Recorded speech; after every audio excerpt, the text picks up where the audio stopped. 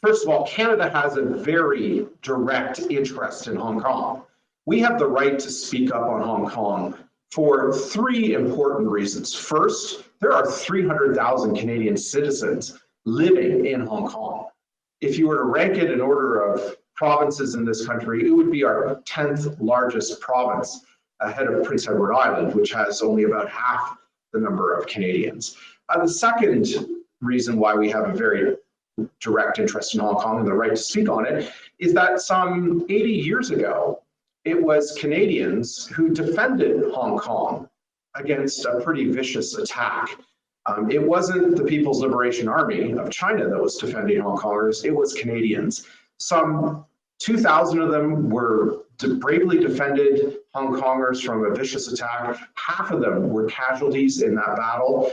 And the remaining, those who lived after that battle were taken prisoner of war and lived through horrific conditions for some 4 years during that war. So we have paid a high price defending the liberties of Hong Kongers. And the third reason is that the People's Republic of China signed an international treaty that was registered at the United Nations, promising that for 50 years after handover in 1997, they would respect democratic institutions that have been put in place, they would respect the rule of law, and they would respect human rights and liberties that Hong Kongers have long enjoyed.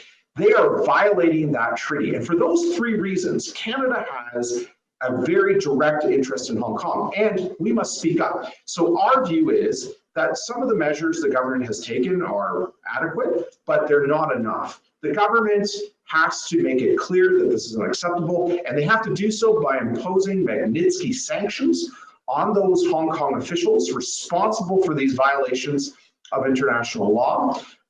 They should be much more hard-nosed about making it clear that Canada welcomes those Hong Kongers fleeing Hong Kong and seeking asylum in Canada, particularly those Hong Kongers who have been pro-democracy activists who are now under threat of arrest or who have already been arrested. And the government needs to put in place new measures in order to provide a pathway for those Hong Kongers coming to Canada. For example, many of those Hong Kongers will find it difficult to leave Hong Kong because the Hong Kong Special Administrative Region government won't provide them with the documentation necessary to leave. So Canada needs to provide, put in place special measures that will allow the Canadian consulate in Hong Kong to provide a travel document allowing those people to leave so that they don't have to get documentation from a local government that may not give it to them.